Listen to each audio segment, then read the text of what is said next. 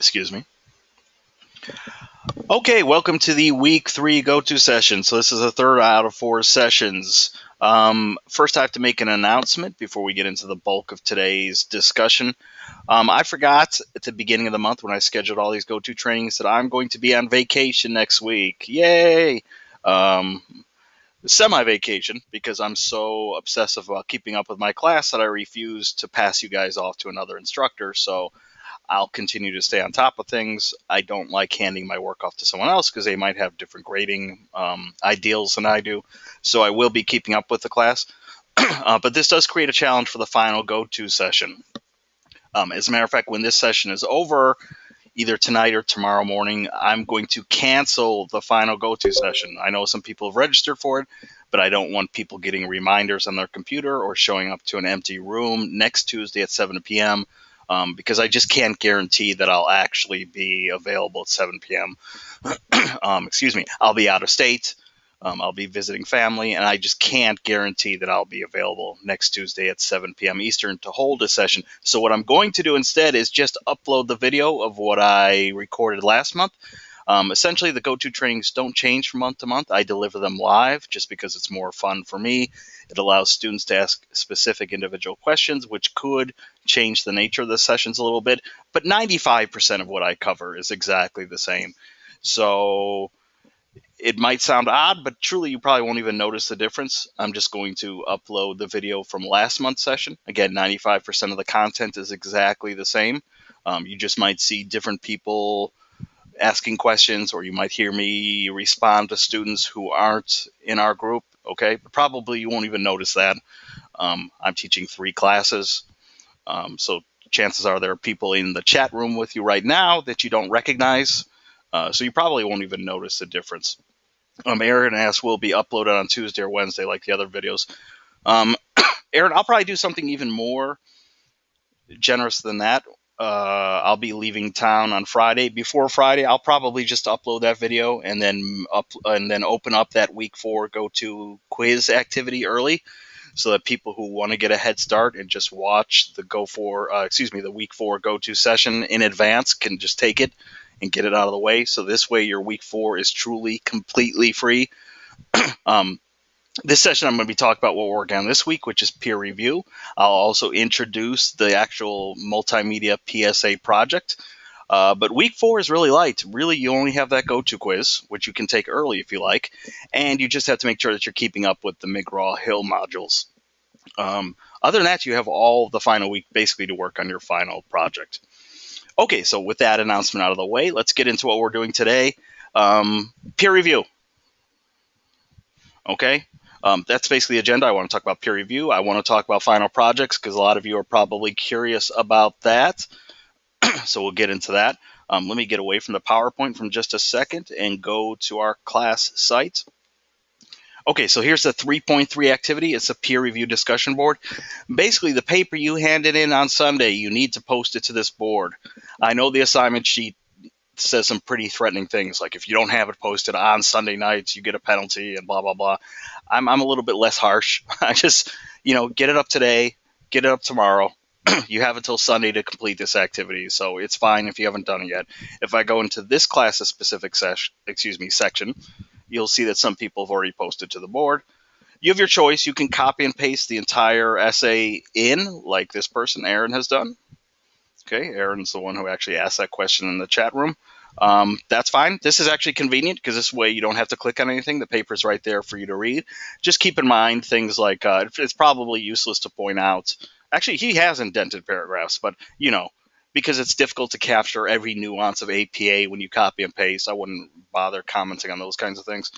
It looks like other people have copy and pasted too. Some people sometimes just put in links.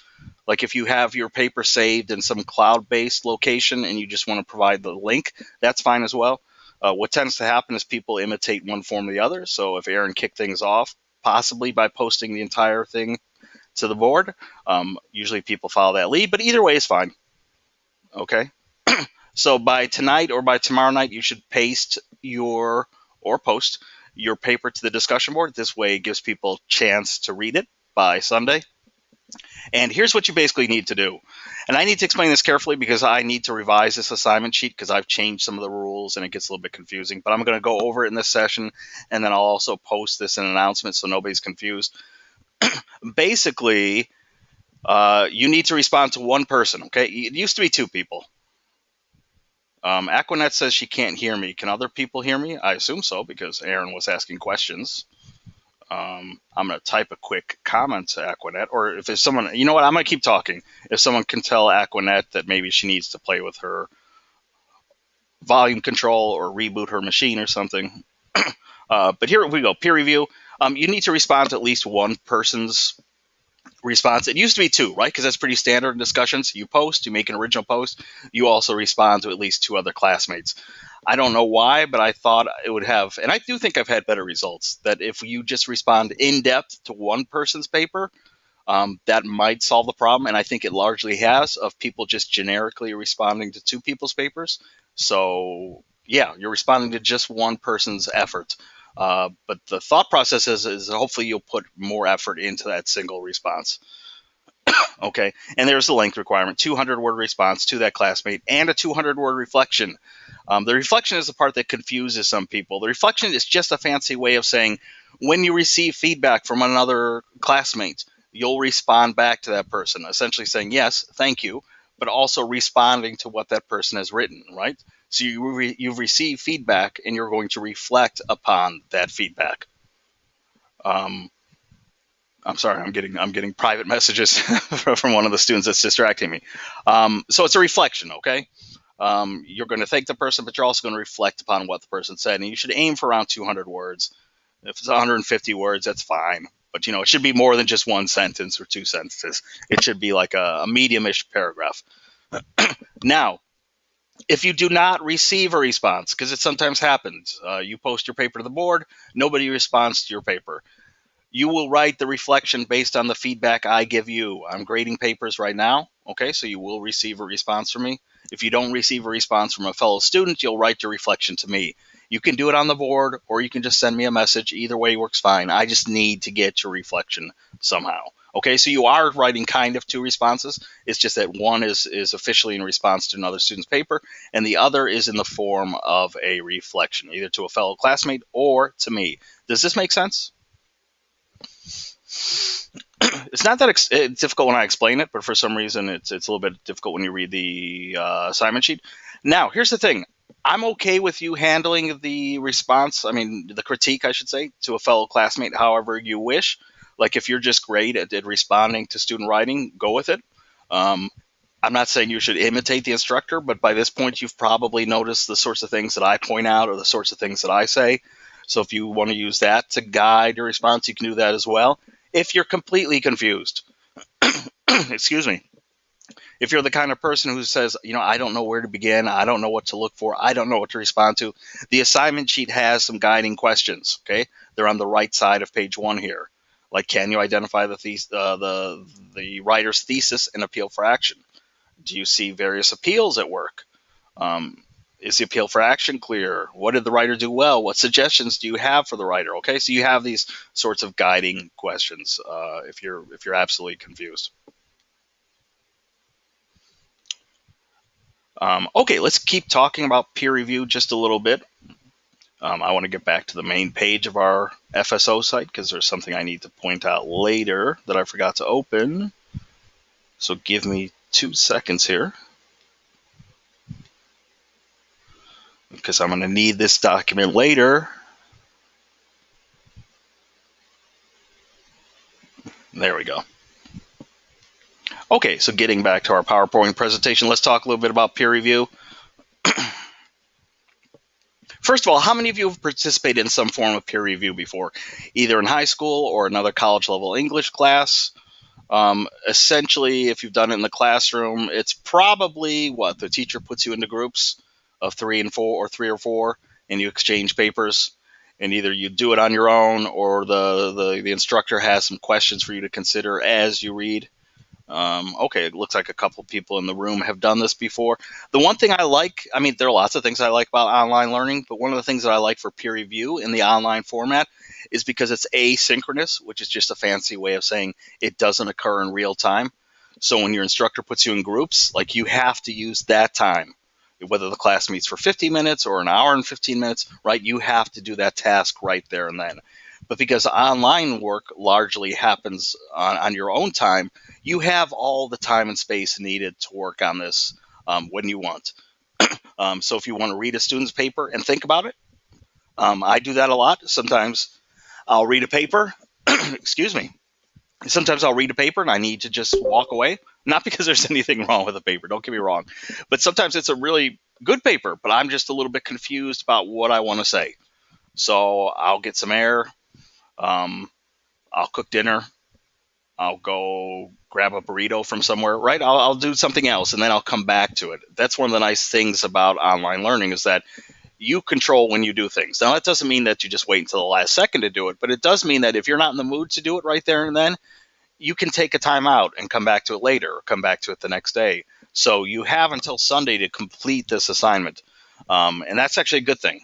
Okay, so there should be no excuses for sometimes when the teacher puts you into groups, it seems like busy work or it seems like the last thing you want to do, right? You don't really want to be put into groups and exchange papers because it seems like the dullest task ever. Here, I don't think it should be that dull because, again, you have time on your side. But talking a bit more about peer review, let me take a quick sip from my drink. Let's talk about what sorts of feedback you expect from your classmates. For instance, what kind of feedback is not helpful? You can use the chat box to respond to this. But what sort of feedback do you think makes you look like the woman in this picture with the classic facepalm gesture? You can rely on just what you know about writing, or you can just use your gut. Like, what sort of feedback is not terribly helpful? What do you guys think? Tabitha says harshly opinionated. Okay, that's a good one, right? That means that they're not just offering suggestions for improvement, which is important because, we don't want to just lie to the person and say that, oh, this looks great, this is awesome, I wouldn't change a thing, I would give it an A if I were the teacher. I always love that one. I would give it an A, and then that puts me in the the evil throne. I have to make the decision like, okay, Jimmy said it's an A, but guess what? Bad news. It's a B minus. But yeah, we're talking about more than that, just giving your, constructive feedback. But Tabitha, I think, is talking about like when it almost becomes personal. Like you're so caught up in the topic that it's almost like you're no longer responding to the paper. You're just getting into an argument or a flame war or something about what the writer has written. Melanie says people giving personal opinions rather than criticism. Okay, yeah, that's kind of what I just talked about. Aaron says correcting grammar. Yeah, we'll get to that. I'm going to have a little speech I'm going to give about what sorts of things we're supposed to look for and in what order we look for these things. But yeah, grammar is lower on the list, and some people get confused because they think it's an English class, and if just all the commas are put in the right spaces, that's what equals an A paper, and that's actually not correct. Yeah, I would say that people, getting too personal, opinions that are too harsh or too harshly worded. Another big one I get is when people aren't specific, right? Like the feedback is so vague that you can't quite tell. Like the writer says, oh, I'm confused, or paragraph 3 just confused me. Okay, but what about paragraph 3 specifically confused you? And that goes for positive things that are working well too. I mean, if you just rubber stamp something and say, oh, this looks awesome, it looks great, I would give it an A. Okay, that's praise, but it's certainly not specific. Like, what specifically is working well? Is the introduction fantastic? Was there a moment in the paper where, I don't know, the writer uses a personal anecdote and it's really emotional and powerful? Like specifically in terms of what's working well or what needs improvement, being specific and detailed rather than general is very important. Aaron says we need to celebrate on what we see or don't see within the writing. Yeah, that's key. And then and also the fact that within the writing, right? I mean, it's all text-based. That we're sort of locating our comments within what we actually read. Yeah, I think those are the big ones. Too opinionated, not specific, focusing on the small things, nitpicky things instead of the big picture. What kind of feedback is helpful? Well, sort of the flip side of everything we just said, right? Things that are not harshly opinionated. comments that are rooted to what actually exists in the writing, not just the writer's personal opinion. I know that we have strong opinions on certain topics. So if someone's writing a paper on, I don't know, the royalty rates paid by streaming music services, we might completely disagree with the writer's stance, but that doesn't matter. Right? As long as the writer does a good job presenting her or his viewpoint and can use a mixture of her own commentary and research and support, we don't necessarily have to totally agree. I mean, it happens all the time. I mean, I sometimes personally disagree with things that I read, but that's not what I'm evaluating. Or as Aaron says, yeah, constructive criticism. I'm going to give some feedback tips in just a moment, but like one way to kind of balance out that harsh tone is to be careful the way that you word things. When you're speaking to someone in person, you know, your tone of voice, your smile, basically what we call nonverbal cues can help the listener, the audience, determine that you're not as harsh as the words that you're speaking. But when you only see text, that's difficult to do. And I know it's something I try to work on too. I always try to read my feedback after I write it to make sure that it's not coming across harsh. And it is a skill, and it is. I do catch myself sometimes having to repair certain sentences, not because I was being mean the first time around, but because I do try to be direct and honest. But sometimes if I don't put in language that's a bit more friendly or a bit more positive, it can be misinterpreted. So yeah, the sort of helpful feedback is the opposite of what we said. It's more carefully worded. It's specific rather than general. And it focuses mostly on big picture concepts, not nitpicky things, which I think leads into my next slide. Yes. And this slide might, which if you've been watching the go-to sessions all month, you know that whenever I use the word might, it basically is code for it will appear as a quiz question. So you might want to make note of what's on this slide. I like to think of feedback as falling under two broad categories: higher order concerns. This is like the big picture stuff, like the important stuff, like thesis. For your essay, the thesis I've said all month is pretty simple. It's just a statement of your PSA message, what it is you want a specific audience to do about your chosen issue. Content, organization. Okay, if these big things have problems, the writer needs to know about that. Like those are pretty important things to hear. And you might remember I said that the essay is really the biggest and only formal piece of writing you're doing this month. As we'll get into in a few minutes, we're going to talk about your final project, which is a multimedia project. Okay, so we're kind of leaving the world of essays behind and heading into new territory. Because of that, it's really important to stay over here, because this is the stuff that's going to be important as we move into the next phase, the final project. Lower order concerns, which is stuff like grammar, sentence structure, proofreading, and style. I might also put APA under this list. I'm always sure where exactly to put it. It's kind of in between, because APA often means using examples, citing facts, citing research. That also bleeds into content. But the nitpicky stuff about spacing and indenting, that seems like lower order concerns. But this stuff is the smaller stuff. It's not that it's unimportant. It's not that you can't comment on this at all. It's just that it takes a back seat to the stuff here that's on the left. We talk about this stuff as a sort of final issue. Also, again, because we're moving from essay to final project, it's not that grammar or sentence structure won't play a role at all. It still will. But it will play probably a lesser role than it does in something like the essay, which is completely textual. So basically the takeaway is stuff on the left more important than stuff on the right.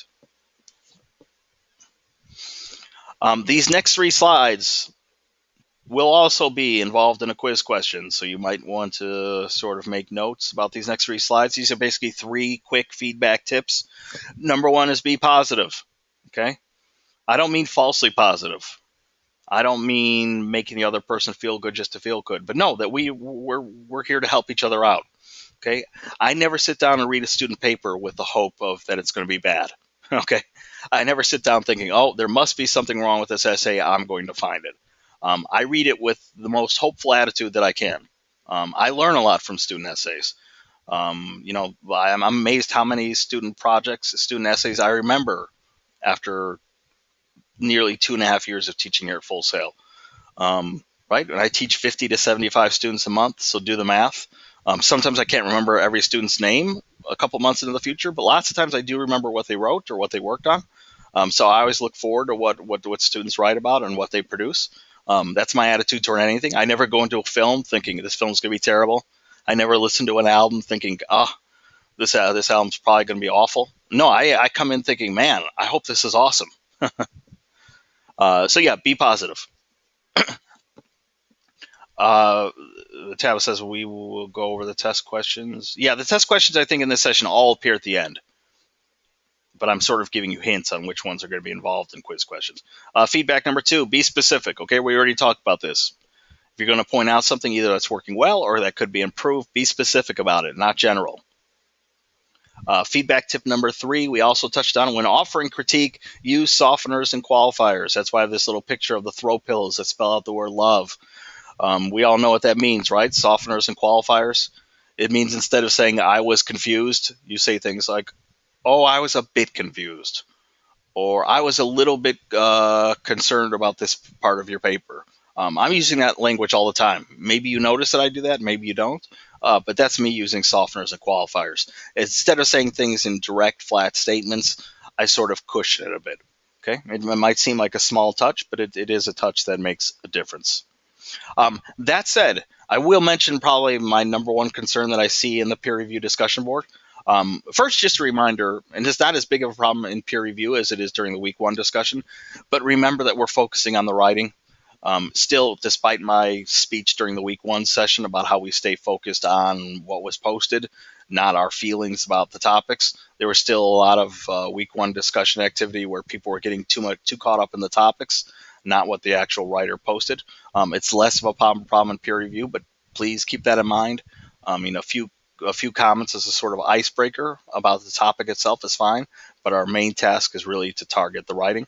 But my other big issue with the peer review specifically is that sometimes people are too distant.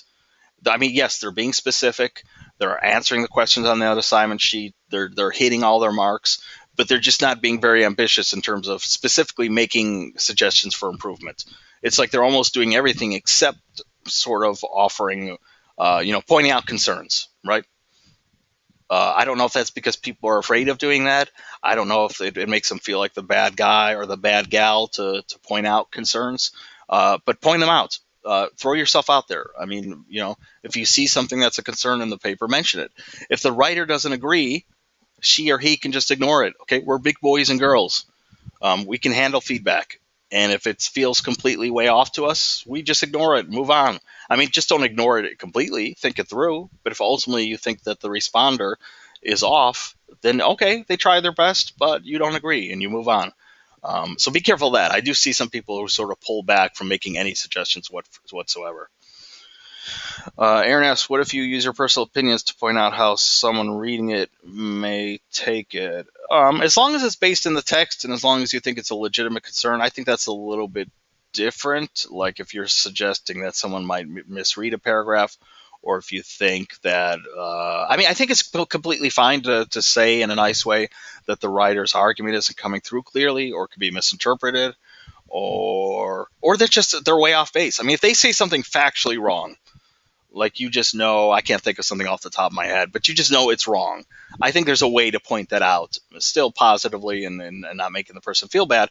But it's not like you can't make any sort of personal observations whatsoever. I'm talking more about sort of losing sight of the paper as a whole and just getting off topic and just I don't know, getting off track instead of staying focused on the paper. Okay, I guess that they're not all coming at the end of the session. I think the first 2 quiz questions are going to appear probably. First, what are higher order concerns versus lower order concerns? And what are the 3 tips for giving feedback? So it's a 2-part question that basically deals with the 4 slides we just looked at. So tell me what higher order concerns versus lower order concerns are, and what are those 3 tips I just gave you for giving feedback?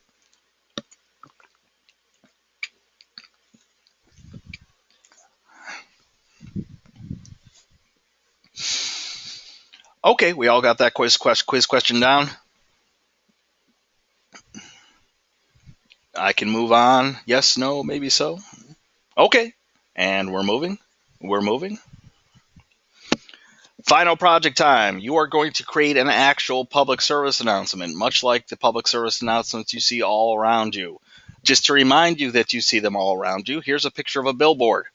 Okay, a billboard is a pretty minimalist version of a message, in this case a PSA, but it still meets all the requirements for a PSA, right?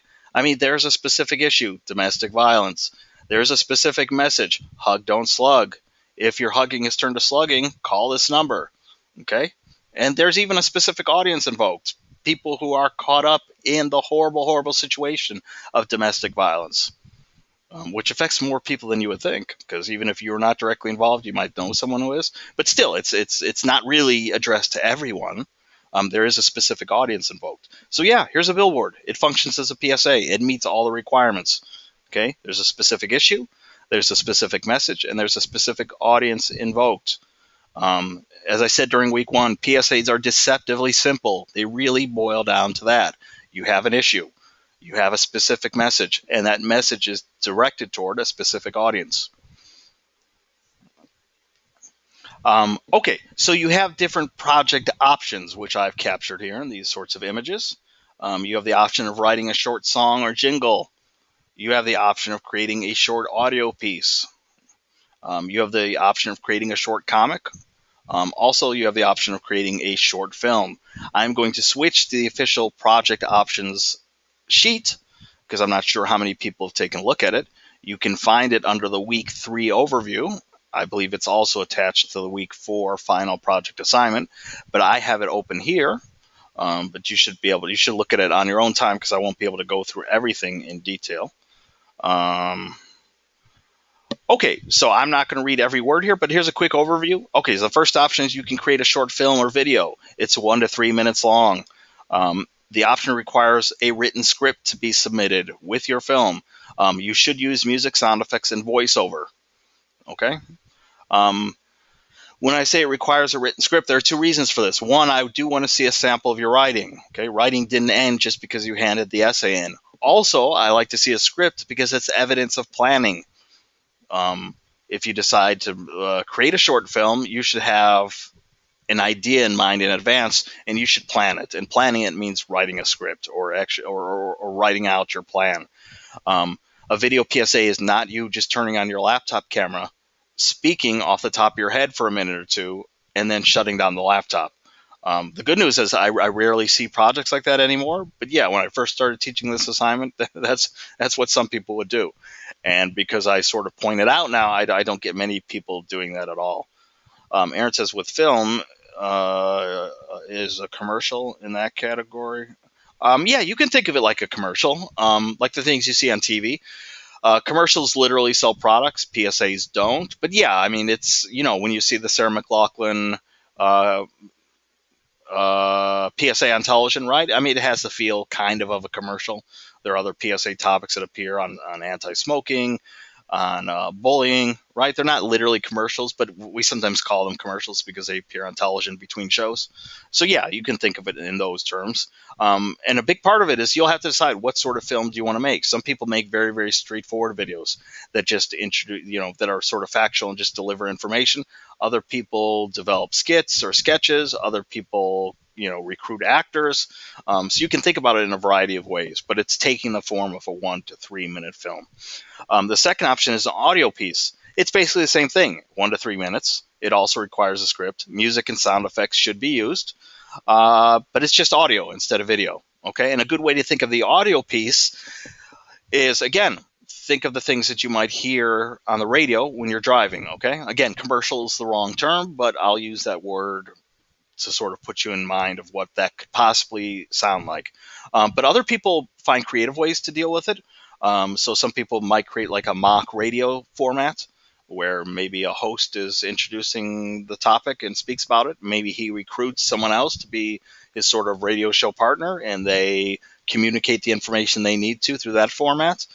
Some people will create a mock interview. So one person's the host, another person's the interviewee. But through that interview, again, the important message comes through. It also requires a script, again, because this isn't you just turning on your computer and reading your paper out loud for 3 minutes. what if you use like one of those unique formats, like you decide to make it like an interview or like a mock radio show or even just a straightforward commercial like piece. Again, writing a script helps you focus, helps you plan, helps trim the fat so that you're not just making things up on the spot, because these really are very, very structured pieces that deliver information efficiently. But yeah, you can have fun with the projects and design them as you wish. The third option is a short comic. You can either hand draw the comic or you can use a number of comic generating programs that exist online. I don't have a problem with either format. I think it's always fun when artistic people actually draw, but that's not a requirement. This option doesn't require a script simply because all of your text will be in the comic itself. And the only other thing that I would add is I don't really care if it's hand-drawn or if you use a comic generating program, but I do recognize, because I've seen enough of these projects handed in over the years, that just, I don't know, more effort seems to go into the hand-drawn comics. How should I say this? Like it's easy to sort of use a comic generator, and I'll mention some later on in the session. It's sort of easy to find a comic generator and use it badly. You know, like it has 10 panels, but nothing's happening in the panels. In one panel, a person is just standing there saying, "Hi, today I want to talk to you about X." In the next panel, it's like the same guy just standing there. The first point I want to make is, right, I mean, it's not a comic. It's just, something that was quickly and generically rendered. Comics are usually more ambitious than that. So I don't care if you hand draw it or use a comic generating program, but I can sort of tell when comic generating programs are used a bit not so ambitiously, I guess is the polite way to put it. Aaron says, if we're creating a video and decide to use images, should we source those images in the script or in the video? Yeah, I'll get into all that. Basically, you're going to create a references page where you're going to list every outside image, anything that you used to help you create the film, the audio piece, whatever. I'm actually going to save the specific details of that for week 4, which again will just be a uploaded video from last month, but it covers the same information, where I'll show you how to cite images and sound in APA format. But that's basically what you're going to do. The fourth option I'm not going to talk about very much because so few people choose it, but you can create a short game. Obviously, this is for the gaming people. They'll use a program like RPG Maker or something like that to basically use the computer programming tool to communicate a PSA message. Again, I get so few students who choose this option that if you're interested in it, you'll just have to speak to me personally. It has some very, very specific challenges, so I'll ignore that one. Ridfix says Powtoon can be used for a comic PSA. Yes, Powtoon is one of the software programs I'll be mentioning later in the session. Powtoon is awesome. Powtoon certainly fulfills the comic requirement. Another option is the song or jingle. Okay, you can compose a 2 to 5 minute original song. This option requires lyrics to be submitted. Okay, and there are other details like you can bring in people to help play instruments or sing, but you should be the one writing and singing the song. Okay, it should be you who's creating it. The only thing I would add here is I've gotten some awesome songs. By the way, let me go quickly to the FSO page again and point out that you have this activity. It's under week 4, but I think I've set it up so it opens early, possibly tonight. Let's see, week 4. This one, 4.3 PSA Examples. Let's see, I have it set to open, tonight, so you can already go into it. And if you go into it, you get to see what past students have done. All of these examples except for one come from my classes, so you get to see what my previous students have done.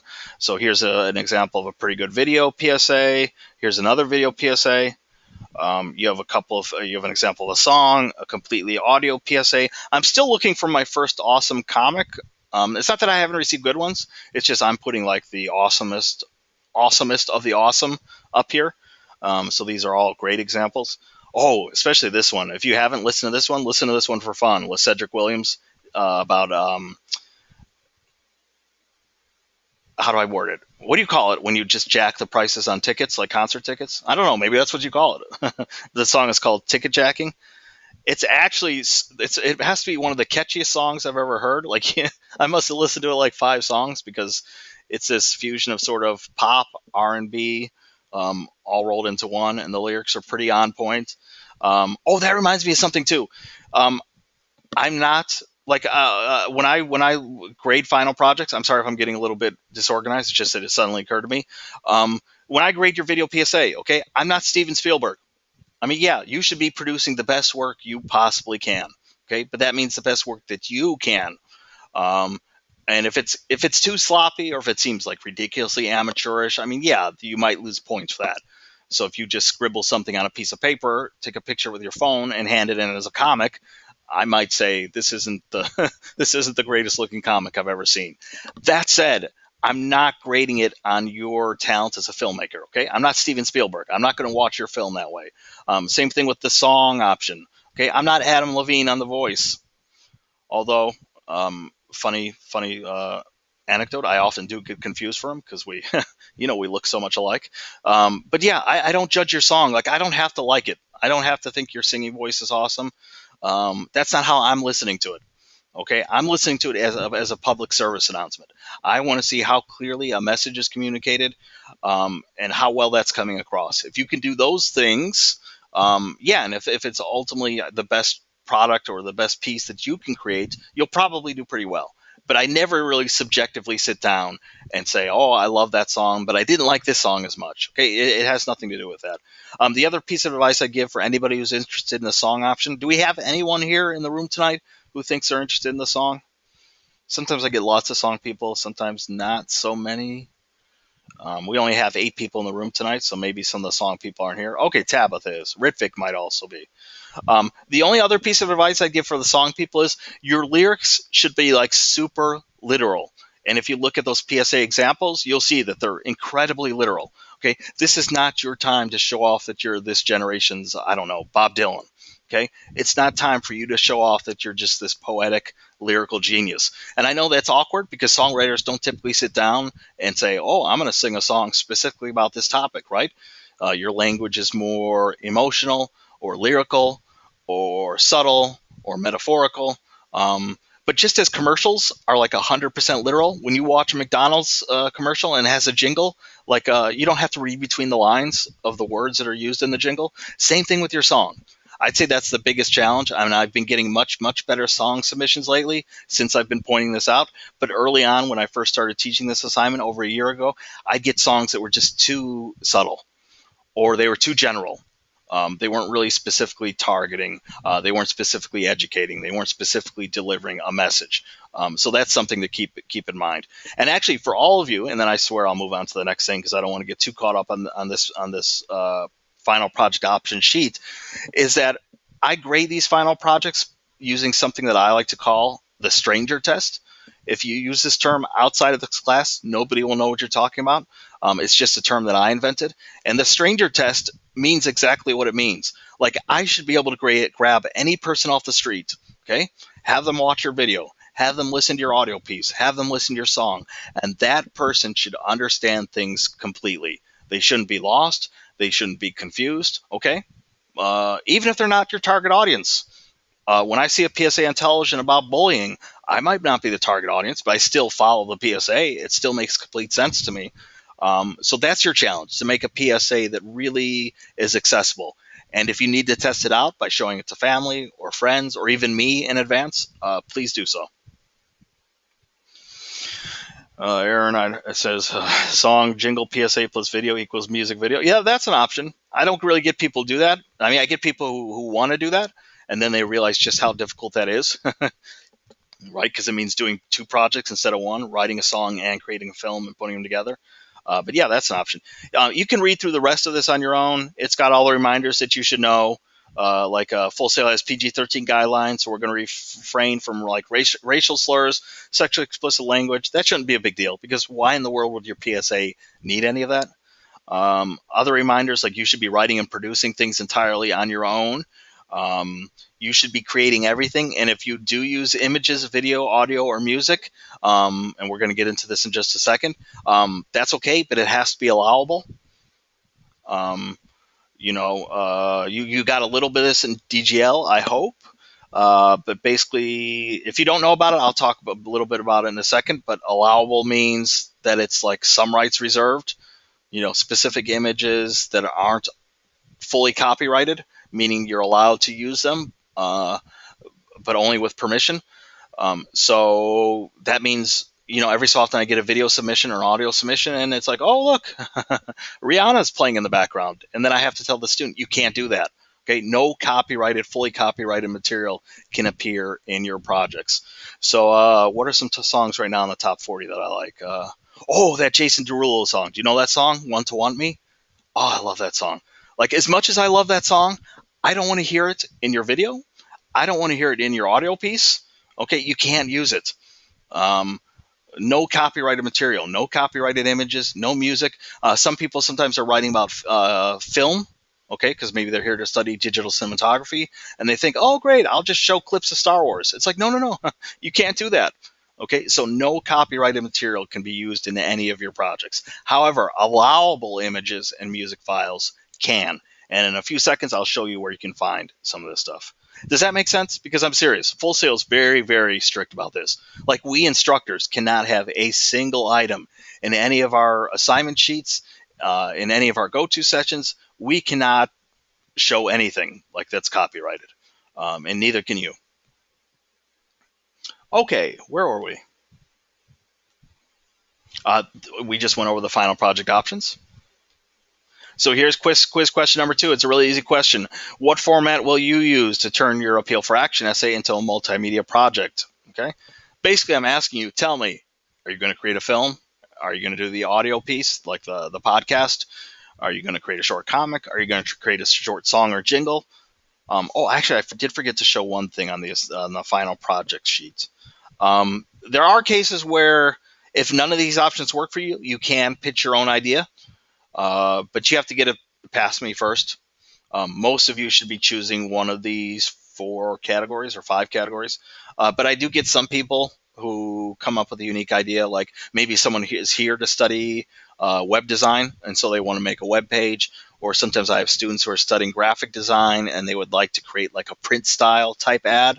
So sometimes for those people who are in specific degrees where they want to try a different format, they can do so, but they have to run it by me first, because I do want to make it clear like what's expected from such a project. Okay, so quiz question number 2 is basically, tell me which final project option you think you're going to be working with. Just a quick reminder, pathos, logos, ethos, those fancy terms I used back in week 1, they still apply here. Remember, emotion can be something that you can draw upon in your film, in your song, in your audio piece. Logos, you might think that there's no way to bring in facts and statistics, but there are, right? A film can certainly fold in factual information. As a matter of fact, the very first film in that PSA Examples list does a good job of that. The student actually begins with a short sketch or skit, and then he transitions into a more streamlined presentation where he actually stands in front of a blue screen, and as he speaks, sometimes the information, the statistics, the facts appear in the background. So just remember that these terms we learned way back when still apply here. Okay, ethos, logos, pathos. Yeah, Melanie, just contact me about a web page. I don't really have concerns. It's just like sometimes I have to give some quick reminders, because if not, I get people who aren't in web design or aren't in graphic design, and they hand in things that just don't. They're not quite up to the same level as what everybody else is doing. I don't compare student projects against one another, but I also kind of do. I know it's difficult to look inside a person's mind and see how much time they spent on a project, but again, I've been doing this so long that I can kind of see which projects took a lot of time and which ones maybe took less time. It's not fair, but it is something that plays a small role in your grade. Quiz question number 3. How will your chosen format appeal to your target audience? Be specific. In other words, give me a sense of what your multimedia PSA will need to do to be successful as a song, video, comic, audio piece, etc. Okay, I'll give you a lot of time to either take a screenshot or jot that down.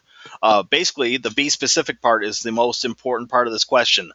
I don't want to hear just general things about, my PSA will have to be informative, or my PSA will have to be interesting. No. You're moving from an essay to a film, or a song, or an audio podcast.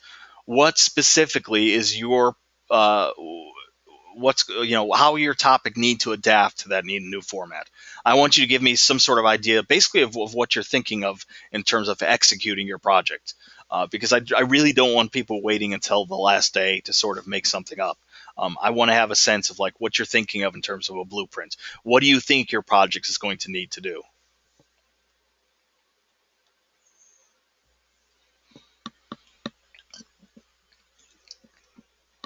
Okay, are we ready? Can the tour move on? And we're moving, people. We're moving. Here's a list of creator sources that you can use. Comfight.com. I'm going to show it in 2 seconds. This is a place that you should really be going for images. Like this is where I want you to go for images. The AP Images database, you might remember that from DGL. Don't you have a couple projects that you have to go to the AP Images database and find some images that related to your project, to your company that you chose? Right? I've taught DGL, so I pretend like I don't know what DGL teaches, but yeah, you should be familiar with the AP Images database. That or Comfight are pretty much the two places you should be using, because that guarantees that you're using allowable images.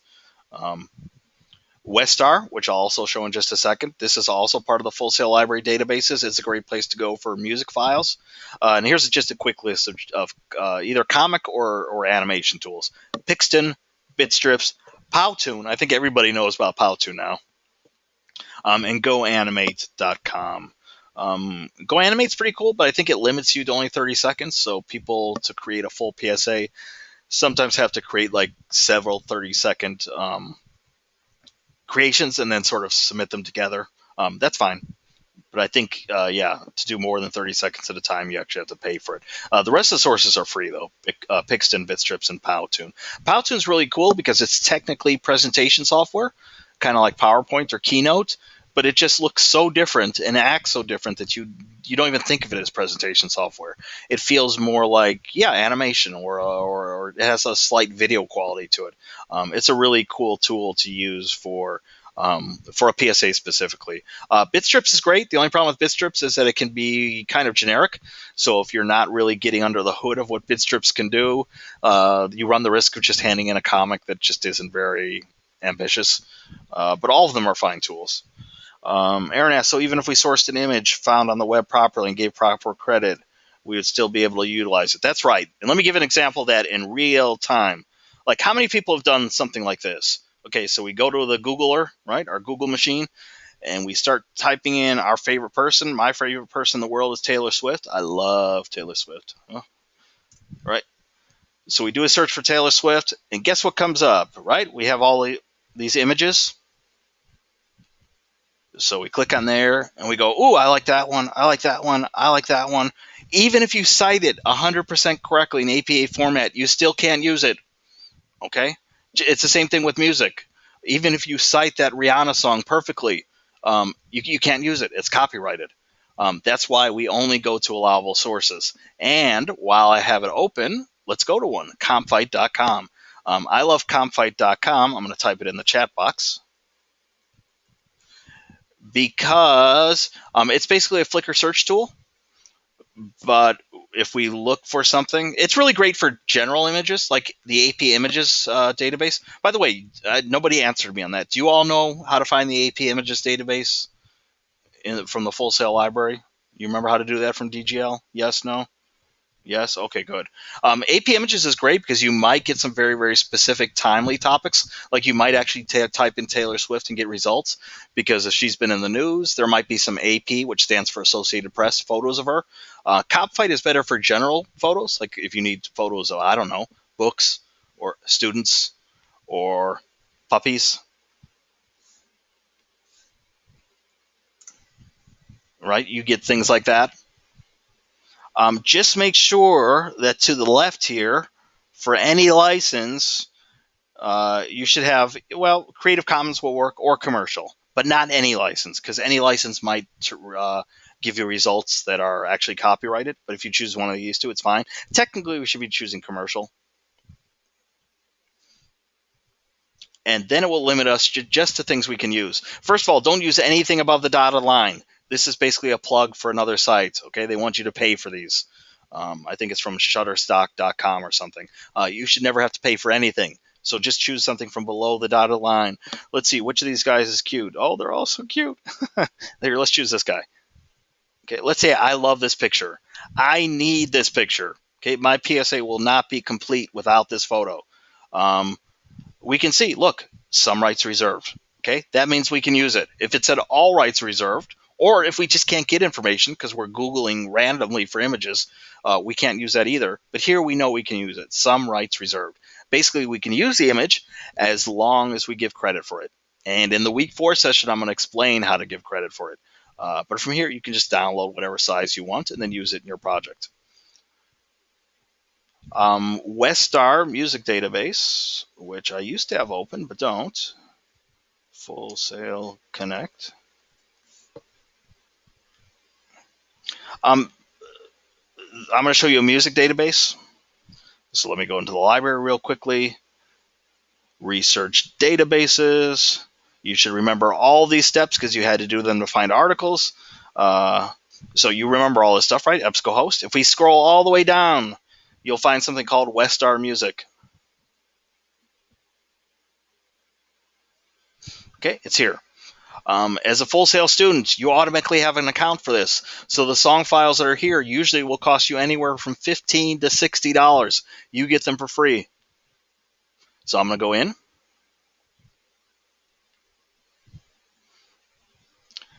I'm going to log in just to be safe, even though I don't think I really need to for today's purposes. By the way, the email address and password is on the research databases page. And once you're in, you have all these music files organized by albums to choose from. Now, these are sort of generic music files. I mean, they were composed by actual people, but they're sort of like, I don't know. I wouldn't call it elevator music, but it's kind of like that because you can tell these albums all have these corny titles like Dance, Sunlight and Shadow, or Rock, Pride of Place. But the cool thing is, if you need just background music for your film or your audio piece, this is a pretty good place to go. I don't know how many of you have your MacBooks. Does anybody have their MacBooks? I don't think if you're an online student, you probably haven't gotten it yet. Maybe you did. I think it's usually toward the end of this month, month 4, that you receive them.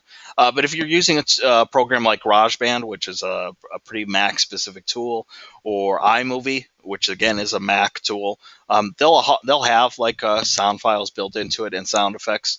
But if you need to go searching for individual music files, this is a pretty place to go. I've gone into this album, Rock, Pride, and Place, and let's say Party Mood, you just love it. You just need to complete the checkout process. You won't be charged because you already have an account. And I think it downloads as an MP3 file. And then you can drag it into whatever program you're using, edit it, do whatever you need with it. But that's a good tool to use for music. If you find any other sound files or images online that you think are allowable, you better run it by me first because I really need to make sure that it's completely allowable. Aaron says at the end of this month we should be getting them right. I think so. I usually hear it's around the end of this month that you start getting your MacBooks. I could spill the beans about why you get them so late. In the past, we had a problem of people signing up, enrolling, and then they drop out after month 1, but they keep the laptops. So now you don't get your laptop until month 4. The thought is month 4, you must be pretty serious. You must be sticking around. After all, you're in English class in month 4, and as you've seen, it's a challenging course. So if you're in for the long haul, then you get your laptop, not before then. Toby says, "Is the music files in Powtoon's okay to use?" Yeah. Any music that's associated with the program itself, you don't need to cite. So over at Powtoon, even if you just use the free version, you do have some sound files that you can use.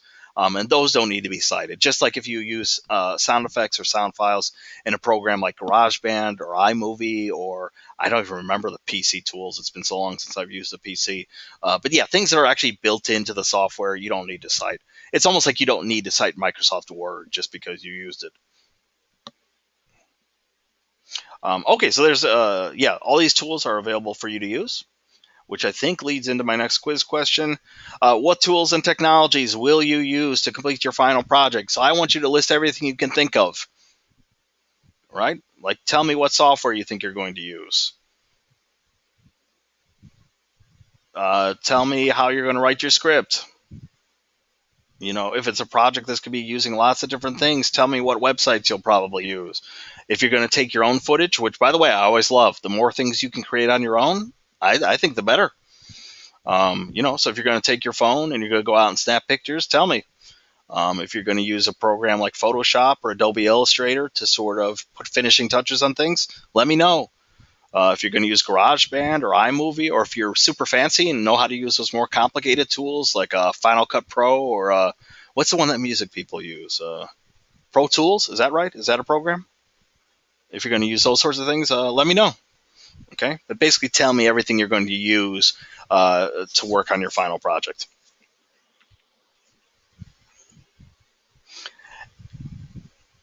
Just a reminder that next week, and again, you'll be listening to a time capsule myself, because you'll actually be listening to me from last month. For people who joined the room late, I'm going to be on vacation next week, so the week 4 go-to session is not going to happen. I'm simply going to upload last month's week 4 video. It covers 95% of the same material, but in that video, I will show you how to cite images and music in APA format. And as you'll see, it's not terribly difficult.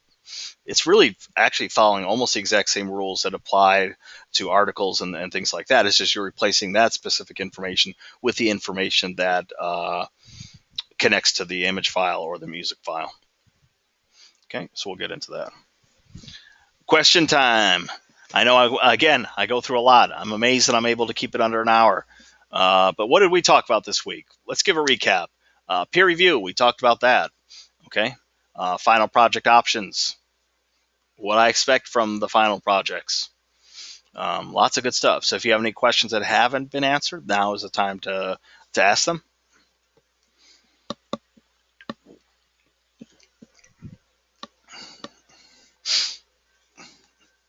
No questions?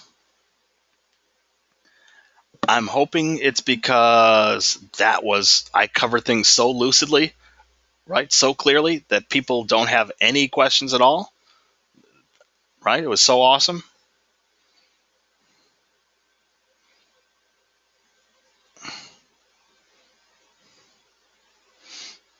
Everybody's saying good here. I hope that's because the session was just so awesome. I hope it's because people aren't hoping to just escape from the room. If you're perfectly clear and you're okay, go ahead and enjoy the rest of your evening. I'm going to hang out here and answer questions when they come up. Okay. But thanks so much for attending. Aquanet asks, do I have to use instruments for the jingle? No, you don't actually have to play instruments. There are people who put together beats, or if you want to take one of those Westar music files and use that as the base for your song, that's fine too. Right? It's 2015. Not everybody has to actually pick up an instrument and play it to create a song. But yeah, you do have to you have to be the creator. So even the basic files either have to be made from you or they have to come from a allowable place. So if you use a Westar music file and want to use that as a base of your song, that's fine. If you can create beats, that's fine. I've even had people do things kind of a cappella. That's fine. Okay. Tabitha had a good question. What if we bought or leased beats? You would have to just give me more information on that. I would have to know, like, there are issues of, like, you can purchase, you can pay what's called a royalty. And basically, usually a royalty comes with, hey, it's yours to use. Like, you pay that one-time fee and it's yours. You can use it commercially. You can use it in the creation of a project. So I just need to know a little bit more about what you've bought to make sure that it meets requirements. But I don't think that would be a big problem.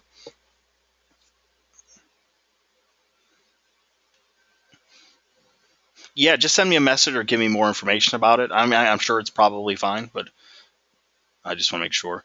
Let's see, Aaron. Is Aaron still here? You sent me your message privately, but is it okay for me to answer it publicly? I don't think you shared anything very private in your message. Aaron actually asked that he feels like his topic is sort of challenging because he wants to write specifically about media And I think you used the example of, you wanted to show something from Captain America. The biggest suggestion I make for people who are dealing with topics that, and I haven't gotten your paper yet. So is your topic about film or is it about media overall? I can't remember your specific topic.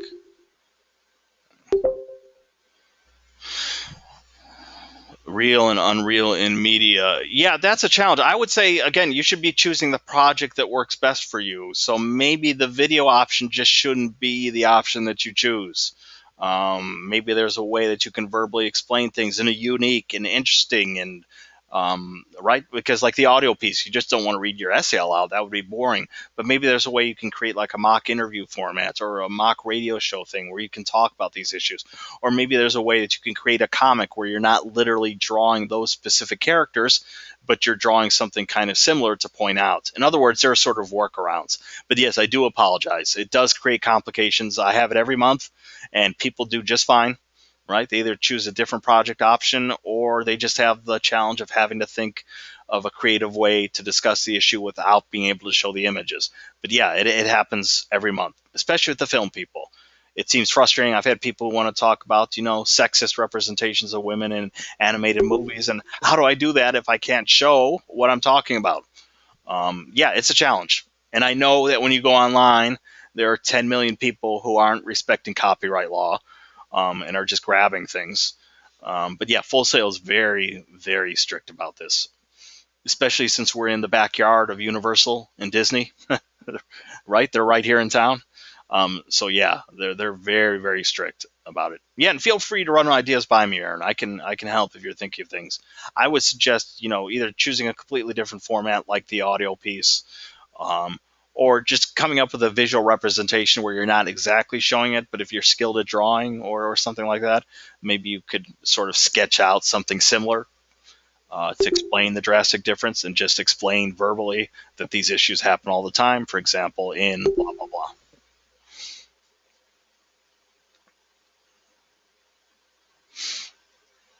Okay, any other questions?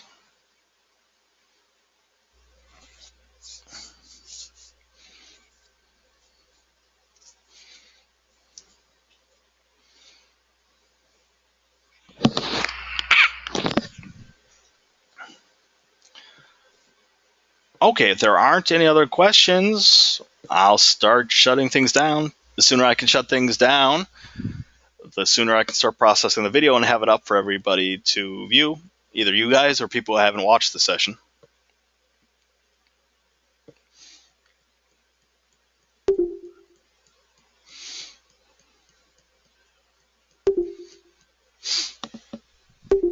Okay, it looks like people are dropping like flies, so I'm going to go ahead and end the session. Thanks all for attending. Adios.